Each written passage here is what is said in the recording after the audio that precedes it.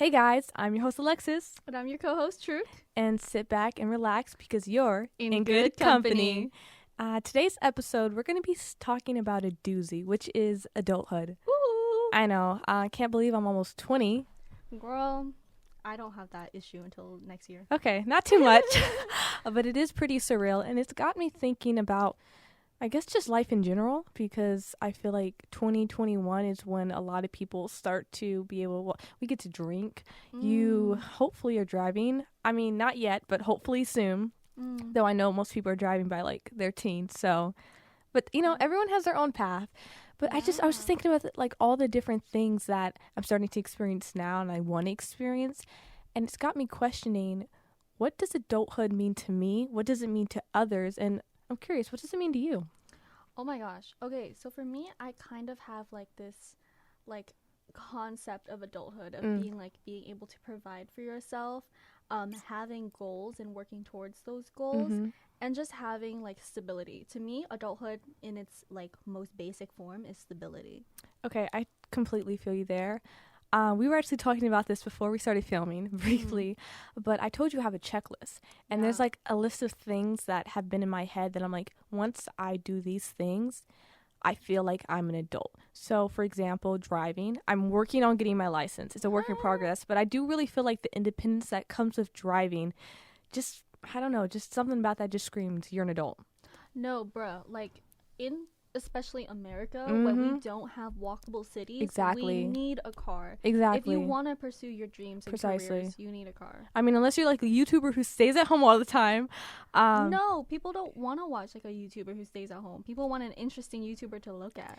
Unless you have like cool ideas. Yeah, I feel like that is a push and pull. Like, it could be either or. Yeah, but depends on your niche. Right. Outside of just like driving, though, I know personally, and I don't want to do a little too much, but just explaining, I'm going to air us out just a little bit.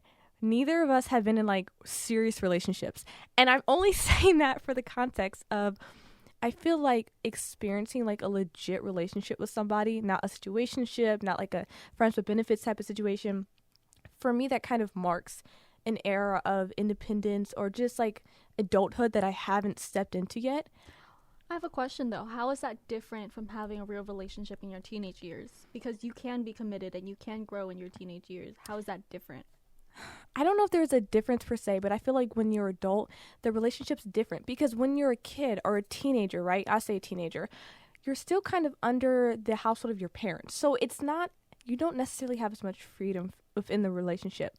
Also, I want to say I didn't really date in high school. So I think that's why I also associate that with like being an adult, because it's just something that I didn't participate in. Right. I mean, and that was just kind of how things ended up. So when I think of like driving, I think of dating, I think of, you know, just, freaking cooking on your own, like cooking yourself a meal. Bro, I don't know how to cook. I'm telling you, I feel like that. I don't know how to cook. I don't want to be that 20-year-old who's like, I'm getting takeout or I'm doing frozen meals. Nothing on y'all. It's a struggle out here, but like actually being able to like cook yourself a home, something about that just feels like I'm an adult. Being an adult. Oh my gosh. Okay, so this is super fun, but I went to like Spain with my mentor. Ooh. And they asked me like, hey, can you cook some Vietnamese food for us? I love that. And I made like a whole pot of pho for my first time by myself. Oh my goodness. I felt so proud of myself. It was like a confidence thing. Right. Like you learn to cook and make something from scratch. Right. Of course I had the support of my mom. Like I FaceTimed her the entire way through. But like I made it. Like she didn't put anything in the pot. I put it in, I seasoned it, and it tasted great.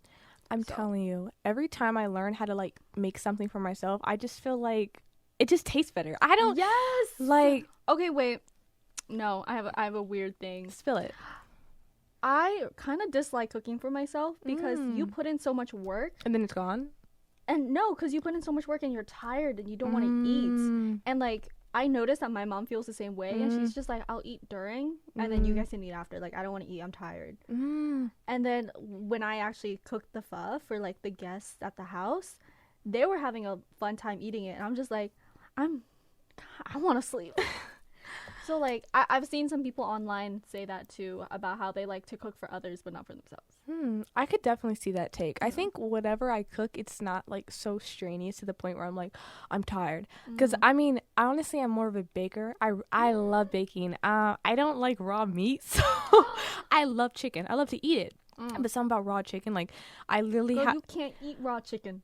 I know, but just looking at it, I'm like, I can't process eating that. So whenever like my mom's making something with chicken, which is often, I leave the room. I have to leave the room. So I'm like, if I don't get over this, either I date somebody who's like very kind and will cook the chicken for me, or I'll become like a pescatarian out of simply not wanting to look at raw chicken. You are really the product of today's time. I am. I'm like, I don't want to do it, so it's not getting done. Like, oh, blood. I'm seeing the process of this. And I'm like, damn. I saw a turkey on Thanksgiving when I was like, gosh, I couldn't have been more than like 6 years old. And I said, I'll never eat turkey again. Okay, oh. I think that's where it started, real talk. I did not know like birds look like that before we ate them. I was like, whoa, this is sick, guys. But outside of that, I love me some chicken. I'm not going to lie. But getting back to baking, because I lost topic. Oh my god, yes. So sorry. I love baking because I get to do something. I love sweets, okay? I love to make myself be like, I want an apple pie, so I'm going to make it. And then I realized some of this stuff isn't that crazy hard to make, but something it's just so satisfying about putting the flour and sugar and mixing it all up, and all of a sudden I have like really good cookies, or like it just does it for me. And I'm like, well, if I get in a relationship, if I bake, will they cook? I'm like, can we just do like... Right? I'm like, can't we just make that work? That's so cute. That's my thought process. That's my thought process, truly. So, like, my newest thing is, like, baking pancakes for a minute. And so, baking. No one bakes pancakes. I don't know. You make pancakes or, like, whatever it is. And I was like, then I get creative. I put a little peppermint in there. I put a little, cocoa? Some chocolate related. Chocolate chips? No, Cocoa? It was cocoa powder. Yeah, I think so. What the heck? Cacao. Something chocolate. I was freaking genius. Some chocolate related. I was like, and I did it up, and I was like, I just invented something new. I'm telling you, I get a kick out of it. So I get why people like cooking, but what I'm saying is like, I want to evolve. I want to evolve into cooking, and I do see that as like, for me, that's kind of like cool. Adults are cooking in their little houses, and then. I just love it. Yeah. I love how we're like romanticizing the adulthood. I think that's so important because you're going to grow up dull if you don't romanticize it. I feel like if I don't, I'll just panic. Yes. I have to be so real. When I turned like freshly 18, why did I feel like I was already out of time? It was the most... Me too. Right? Me too. It was, I think because seeing so many people younger than me or my age on social media just really like living their lives to the fullest. Yes. It was anxiety inducing. I said, I hit 18, right? I'm legally an adult, but I feel like I haven't lived. Yeah, like, what have I done? And then you start going through everything. Precisely. And you're like, fuck, I didn't do anything. And I'm like, dude, this is sick. But then I was like, you're not these people because they've had opportunities you haven't been presented with. I mean, half of this is maybe they have rich parents. Like, I had to look at the background. I had to do the bigger picture. And I was like, you're 18, you're just about to start living your life. You're not dying tomorrow. You have time to figure this out. But on a darker note, I think another fear was, guys, we live in America, disclaimer, and there's so many shootings here that I almost felt like I would hate if I'm somewhere at the wrong time. My life gets cut prematurely, and I'm like, I haven't lived. And I know that's such a dark thought, but it's a real thought because a lot of high schools specifically get shot up. I mean, every other day, I feel like we're learning about somebody losing their lives and they're crazy young. Yeah. And it's like this urgency I feel to live my life because I'm like, I can't hit this age and be like, shoot, this is it. And I haven't done what I wanted to do. So in my senior year of high school, because I had a senior year, literally it was the weekend passed, and on Monday morning we find out that one of the freshmen passed away. No way. Due to like some gang thing that happens to the side. Wow. So we were like, damn, he was like 14. Do you see what I'm saying? It's like it hits close to home. It's like whoa. At 14 I didn't live enough. No. And I haven't lived enough now, and I said there's so many things I want to experience, but I think it's really about just trying to live every single day to the best of your ability, because I don't know. That's just really difficult. It's difficult. I think it's more about, because that's not, realistically, you're not doing that. Yeah. I mean, honestly, you're going to have bad days. You're going to have days where you're not into it. But I think just trying to remember in the back of my head, like, if an opportunity presents itself, I should take it. Because who knows when I'm going to have this chance again. Right. That's something that, like, pushing myself out of my comfort zone to do things that maybe I wouldn't have done, so I can have these experiences that I want to live. Mm-hmm. Oh my gosh, what opportunities have you, like, gotten? Okay, since? so guys, this is my first semester here. Woo! And I have experienced quite a few things that during my very first semester of college, which wasn't where I'm attending now, I stayed to myself a lot. And I didn't feel like I was in the headspace to be going after different opportunities. And also, I feel like at the end of the day, I was at the wrong place for me because I felt stifled, right? And this was my first semester. I had just done senior year online, so it was weird. It was weird being in person again and seeing people. But it was also frustrating because I felt like I had grown a lot and changed, and I wasn't around people that fit the growth that I wanted, that I felt like I had for myself, right? Mm-hmm. So then being at that college, it just felt like the wrong fit. So when I got here, as we're talking about different opportunities, I was like, I'm going to make sure that I'm doing different things for myself, right? So I tried out for the school play. I have a friend who already goes here, and I made sure to join the club she's a part of. It's been good because I met you through it. Like, different opportunities have arisen, and it's more just like pushing myself to try new things. So I haven't done that much, but I feel like it feels like a lot because, we started our podcast. We're doing it right now. Yes. We're both on the newspaper team, so that is a whole nother thing of itself, coming up with new ideas for them. Mm-hmm. As I said, I'm in the school's play, and I haven't done a play since like high school, so it's been a good minute. And then overall, just exploring my interests here, like taking classes that I genuinely are like, I could see myself wanting to do this in some capacity. So let me further explore that. Right. What about you? Oh my God, opportunity. Bro, okay. First semester at this school. So this is my second semester here. But first semester was a hellhole. Like, bro, funny story. I was really sad first semester. It was fall. I was in person and nobody really talked. In that class, nobody wants to talk. Nobody. And and I did plan some like study dates, and people did come. So that was fun, but I didn't really vibe with the people. Exactly. So at the end of the day, I wasn't making any friends, and I wasn't going out anywhere. Exactly. So then, and I'm also working, so I'm like a lot of stress on me. So I remember last semester, I went into my supervisor's office, and I was like, "Hey, can I just talk to you? I need to vent." And he was like, "Sure." Bro, I ended up crying like half an hour in his office. Okay, he watched me cry. Stop, because my first semester of college was not her first semester. Right. But my first semester was, oh goodness, like 2021. It was 2021. But mind you, the end of 2021. Right. Fall 2021. Right. I was at a different school. I wasn't here, but I went through the same thing. Like, truly, genuinely. Oh, you were crying too? Yes. I had a whole. I don't want to say this lightly, but I genuinely do feel like I had just a breakdown. I could not take it because a big thing for me is friends, right? Friends in college, community, the people is so who I surround myself by, and I simply didn't have that. I was just going to school and doing work, and I wasn't really vibing with my teachers or my peers, and I just didn't like it there. Yeah. And I wanted so much better for myself, especially outside of high school, and like having such an underwhelming senior and, the junior year portion that I did get. Right. And I was like, no way. No way. Like, I don't want this for myself. So I think it's really unfortunate we had similar experiences. But on a real note, it makes me so much more thankful for the people what that I have now. What I currently have. I'm so much happier this Literally, semester. Seriously. And it's actually crazy how much for you, just 1 year later, you're good now. For me, a couple months later, and I'm good now. I think it's actually surreal. I was thinking about this just the other day, because a year from like today, I was literally out. I wasn't in school, right? So that was honestly really scary. Gap years, that was nothing.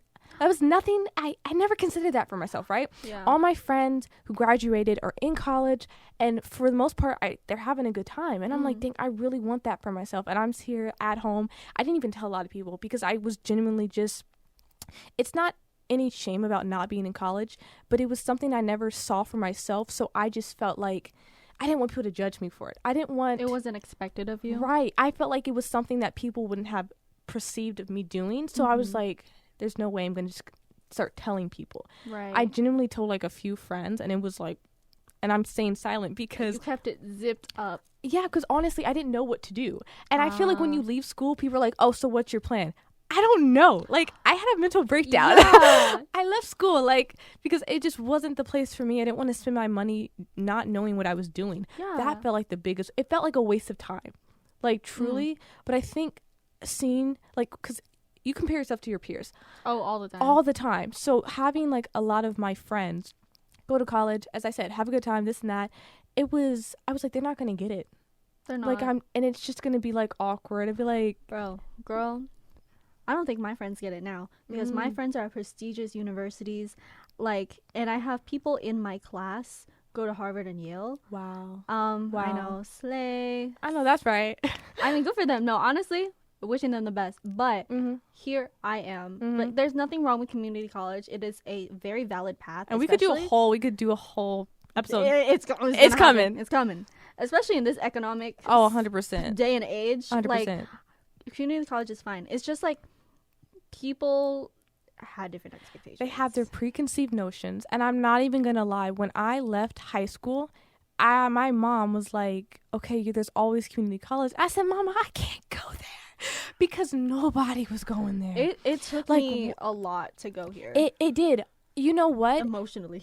Honestly. And I feel awful for thinking that way. But honestly, it's not like I knew any better. Right. Because off the bat, if I had known how great it was, if I knew the opportunities the school presented and the people I would be meeting, it would have been an easy yes. Because community college is smaller, the community is tighter. True. And you get connected more. True. Big universities don't care about you. I'm telling you, it doesn't happen. That even when I'm not going to put my previous college on blast. No. But even when I was there, it was a smaller campus. And it was just, even there, I didn't feel the community. Yeah. And when you're just not meshing with the school, I don't feel like you can force it. I mean, sometimes you eventually meet the right people, but I didn't want to wait that long. But it's difficult. It's so difficult. And then also, I lived at home. Still, living at home. Oh my God, please. I want to talk about that. Living at home changes everything, because when you're in college and you live at home and you're not going to a school like community where everyone lives at home, right?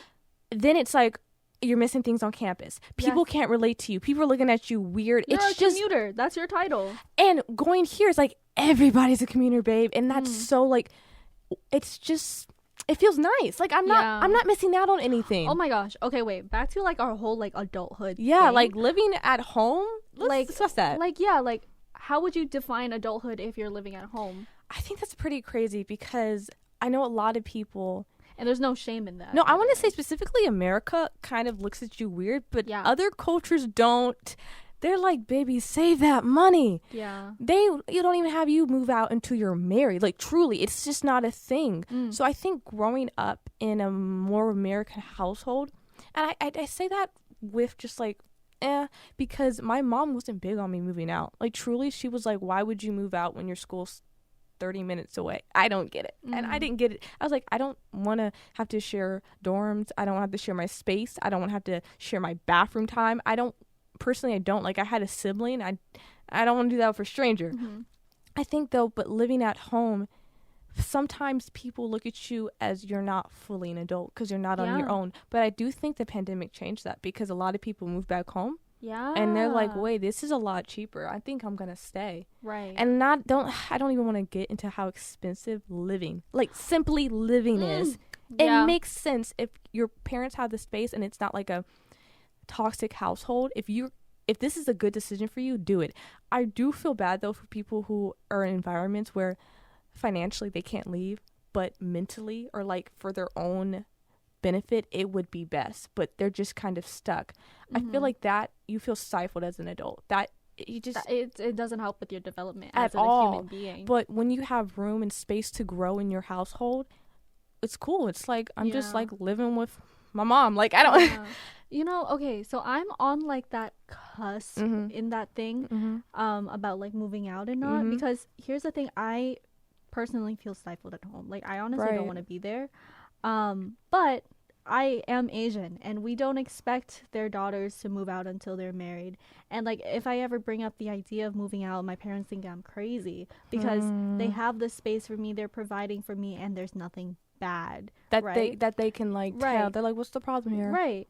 But like, the thing is, I just feel like I won't feel comfortable growing into myself at home. You know what? I want to. Yeah, I get that because I think there are some things that you just just hide from your parents. There's no way I'm doing this underneath your roof. Yes. Oh, like there's no way. I think another thing me is bringing a guy home. I wanted to touch on that because neither of us, not too much now, but we haven't been in like a serious relationship, so it's not really something that's come up. Yeah. But I'm like, Mom, I couldn't even like fathom having a boyfriend or being in a relationship and doing like, I don't know, and having them, I just feel I was still in high school. It would just feel like a high school relationship. Yeah, because like it's still under your parents' roof. Right. Like, I can't drive you driving me to dates. No way. Girl, no you better get your license right now. It's a work in progress. But you know, I'm talking like even more like, there's no way my mom's dropping me off for dates. Oh my gosh. Okay, like, wait. It's not happening. You know that theory I was talking to you about before? Okay, basically, I was telling Alexis before we were filming, but I had this like idea, this concept that the trial period of adulthood is from 18 to 21. Right. Because like legally at 18 you're an adult, but like literally you're an adult at 21. Right, like when do you mentally become one? Like your prefrontal cortex developed. I think it's at 25, but anyways. Yeah. The number be changing. I was talking about that with my mom, yeah. and she was like, yeah, don't get in a serious, don't marry somebody until you're at least 25. Like think this through. That prefrontal cortex. But like, I think the trial period is 18 to 21, just 4 extra years to figure it out. Is it 4? Yes, it's 4. 4 years to figure it out. And just like exist and like give yourself that like benefit of the doubt, being it's okay. Give yourself time to like, be you like deserve it's it. Okay. I saw this thing on TikTok where shout out to TikTok before it gets banned. Literally, let's not today. No, I want to really. think about that. But I saw this TikTok where they were like, as a 20-year-old, you are literally a 3-year-old adult. Like, if you think about it like that. Like, you're a baby adult. That's what you don't are. know how to do anything. Exactly. I mean, unless you grew up in a household where you just had to learn quickly, right? Yeah. That's a whole different thing. But for the most part, I don't know jack squat. Frankly, I don't. I just don't. Oh my gosh, no. About that thing, the comment you just made about unless you're in a house where you had to grow up a lot faster than you are, how does their experience change the definition of like adulthood and that whole timeline? I feel like I can't entirely speak on that, but I will speak on it just a little because I am an older sibling, and I know I have a younger sibling. It's not by much, but it's a few years, and I feel like I'm almost a parent at times because she will not clean up her mess, or she'll say something or whatever it is, and I feel like I need to correct it. I'm like, no, you need to put your plate away. No, you shouldn't be speaking like that, this and that. And it's really interesting because at times she'll listen to me over our mom, which is crazy. And I think it comes with just like the territory of like looking up to an older sibling. Yeah. It's more that than anything else. Okay, this theme that you're talking about is really common in a lot of people of color. Like, yeah, me, 100%. Like as an older sister as well, like I have the same dynamic with my younger sister, and like I've talked to other older siblings and they're like, yeah, no, we're parentified basically. 100%. Yeah. Also, you're also gonna I say also twice, but that definitely happens if you live in a household and you have parents who are emotionally immature. I say that not too much, but I say that only because from day one you have to be the more mature one in a relationship, and it's exhausting. It frankly is, because you're yeah, my situationship, and I'm in the car and I was like, so did you do your self affirmations? Oh my goodness, like the dynamic you end up falling into unintentionally. It's like, no, I literally like having my sister around me all the time. It's with love, but it makes me not want to have a kid, just because it's like it's a constant thing of having to look after somebody, because I just take that on. Like, I don't actually have to look after my sister all the time, right? But it's just something about feeling like I should, right? Right. And as a parent, it's kind of the same thing, It's but just that on X expectation. game modes, because Yes! that's literally your kid. That's literally your job. And I'm like, this is really making me think about how I want my life to go, because I think by your mid to late 20s, most people expect you to have a kid if you're a woman. Like, and that's a whole different thing to get into, which I don't feel like we have time to today. But just thinking about stuff like that, it's like, whoa, it starts to get pretty serious. Like, in 10 years, I'm going to be basically 30. Yo, shut up. I don't want to think about that. Don't say that. I don't want to think about it. That actually makes me uncomfortable, like, the whole timeline of things. Like, a lot of people talk about, like, especially in, like, today's day and age, where youth is so marketable and youth is so, like, glamorized. Like, you're just an old hag once you reach 30. Oh, my goodness. Oh, especially for women, like, specifically, because I want to say it's like you hit a certain age and you're just not, everything you do is just like, it's not romanticizable anymore. Right. It's like, I don't want to use the word cringy, but it is. And they do that with teenage girls too, to be honest. It's so weird. Yeah. But it's like, I saw this one post of some celebrity and she was posing, and the comments of the guys were like, you're doing too much, you're pushing 40 now, like, how do you think your kids are going to react to this, like this, like, I don't know, seductive photo? And it's like, dude, it's just, the double standards are crazy, because if we look at all these male celebs who stay dating younger women, it's like you're no longer desirable. Yeah. And I think that's another fear that women specifically have with aging. Maybe it's even unconscious. Like, why was I so scared of being 18? That's ridiculous. Bro, me too. Why was I terrified of why did I feel like I was out of time? Yeah. It's just like, you're not, like, here's, like, you're not marketable anymore, and it's like scary. And it's like, dude, you're like 18, but you look like a kid. Like, I don't look like a kid, we but both we look young enough to the point where when we turned 18, it shouldn't have been anything on our minds about feeling we were out of time. I'm like, how will you feel when you're 30? And not that 30 is out of time, but it's not. But I think people make my it. concept of aging is just bonkers. Like, I don't like to think about it because it genuinely freaks me out. I think what I do appreciate about, like, the generation before us, like the millennials, is that they were the one that made mental health more, like, accessible. They made aging more accessible, because I've seen a lot of TikToks from the older generation. They're like, it's okay to be 30 and all of that things. Like, they're making content that's, like, helping us, and I think social media has, like, helped that transfer of information become a lot easier. Right. So, you know, shout out to the millennials, I guess. Like, I've had conversations with my friends, and we're just talking about, like, how generations, like, conversations between intergenerational stuff affects other people.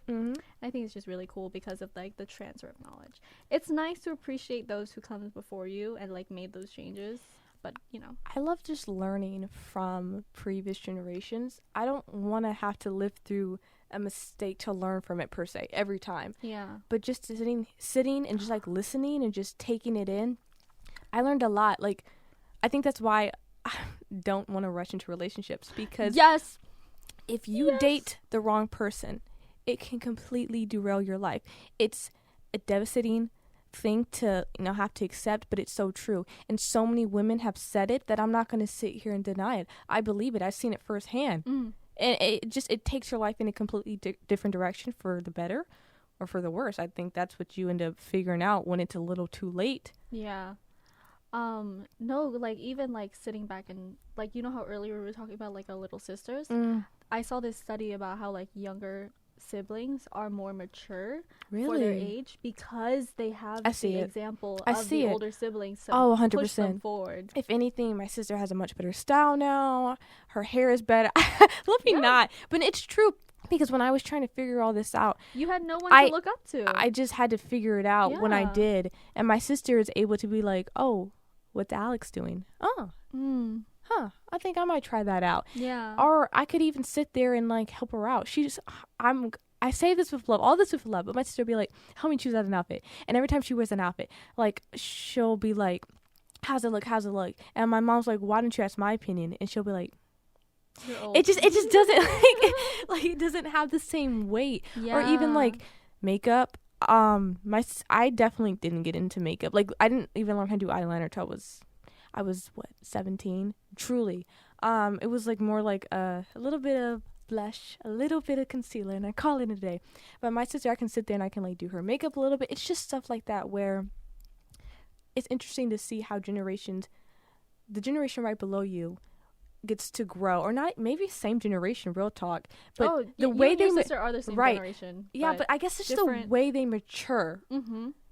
It's the exact same generation. It's like a few years apart. Because when I look at some people who are like 2006, 2005 babies, I'm like, I wasn't there yet. You guys are, the makeup, the hair, just the way they present themselves. I'm like, this is so much more put together than we did. That's what I'm saying. I'm like, it was a 2-year difference. I'm telling you, it's a 2 to 3 year difference, and I'm like, whoa. I'm low-key embarrassed sometimes because I'm like, no way that I'm sitting here and you're outdoing me. Outdoing me. I want in every way. Stop. I just think that it's really interesting to see. I'm like, what are you going to be like at my age?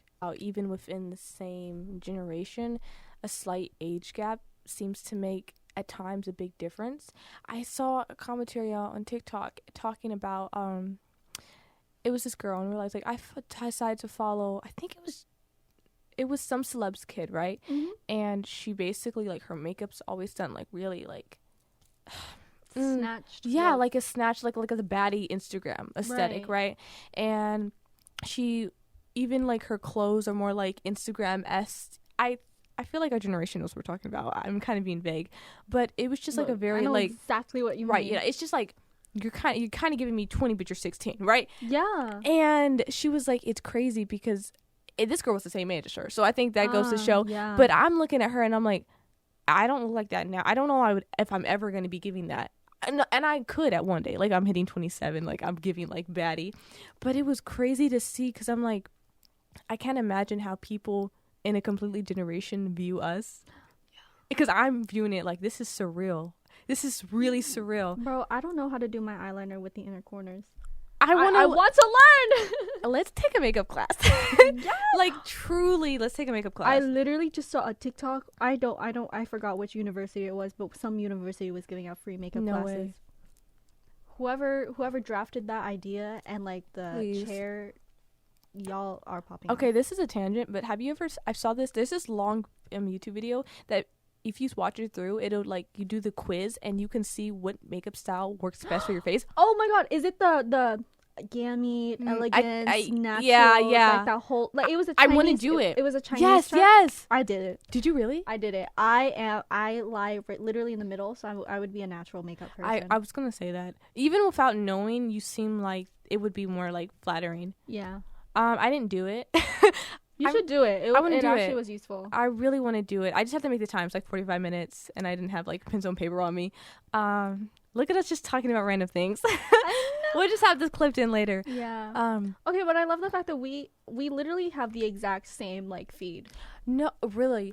The one thing I did want to touch on, I think it's pretty crazy because the audience doesn't know, but they know now. We're not the same age. If it wasn't clear, I graduated in 21. Graduated 22. So we're a whole year apart. But because I took like the gap year, we ended up being here at the same time. But I also think about if I had just like gone straight through at a whole different school, we never would have met. Girl, you're right. Like, it just wouldn't have happened. If I didn't cry last semester and like this semester pushing myself to get out there, literally, I wouldn't be in that office. If we hadn't met in the club where we did, like, it just wouldn't have happened. And I think about that a lot. Like, that's wild. I know. I think about the people we would have missed if we hadn't been at the right place at the right time. And it makes me kind of sad because I'm like, there's some people that I've met that I really like. I genuinely have love for. Like, they've made my life better. Yeah. And it's like we would have been at the same place and never crossed paths. Yeah. No, honestly, we would, like, literally, we would pass each other in the CPA all the time. 100%. We have class in the CPA at the same time. And we would literally pass each other. Like, we would. Quite literally pass each other. Wow. It's not so, like, because you meet That's someone. surreal. It's crazy. Like, in the worst way. It's crazy in the worst way. But hey, we got in the right timeline. We're literally existing in the right timeline. I know that's right. So, nothing to worry about, but just the people who you meet who can help shape you and help. I think even, like, the friends you make. They help. Oh, so important. So important. It's key to your development. I don't know if you know this, but there's this thing out there. It's like the 5 people most closest to you make up who you are. Really? So you have to be really careful with your 5 most inner people. And it's like that kind of people that pushes you forward. Wow. Yeah. Okay. I gotta give that some thought. But yeah, adulthood. Yeah, Adulthood. shaping yourself into who you are. Well, I want to say thank you so much for listening. I hope you found this conversation engaging or insightful or even relatable. We're gonna do this little cute bit where we're gonna do our own little thing. I'm gonna go first, and then Truk's gonna go. So my thing is I'm doing a song recommendation because I love music and I want to share it with you guys. So my song of the week is Get Away by The Internet. I honestly think just check out all their discography because it really eats down, especially the album that this song Get Away is on. So yeah, Truk, on to you. Okay, so my little bit is gonna be what I learned from TikTok this week. Period. And let me tell you, I'm a certified TikTok addict. I know that's right. I'm working on it. You know what? But if it gets deleted, why not be on it all times of the day?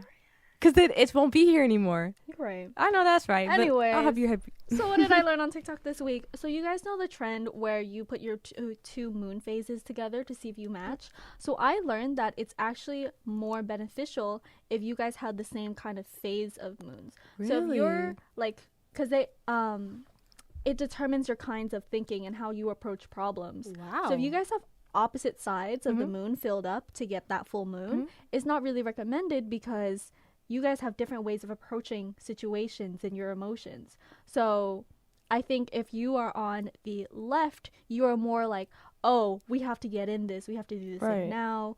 I want to be upfront about this. If you're on the right side of the moon, then you're more dismissive and you are more likely to push things under the rug and move on and accept it. Okay, why do I want to do ours now? I know what I am. You do? Yeah, I'm a full moon. So I don't know what that means. Okay, that was actually really insightful. Thank you for that little bit, Truk. Of course. Hold on, let's just do our moons right now. Okay, here we're doing a little tangent, or a little side bit. Okay. Oh, thank you. Okay, so I just put in my birthday. It was August 20. Baby, we're the same. 20? 21st. 21st. Because you're the 31st. Oh yeah. Okay, I put it in, and let's see. So you approach issues up front. Really? Yeah.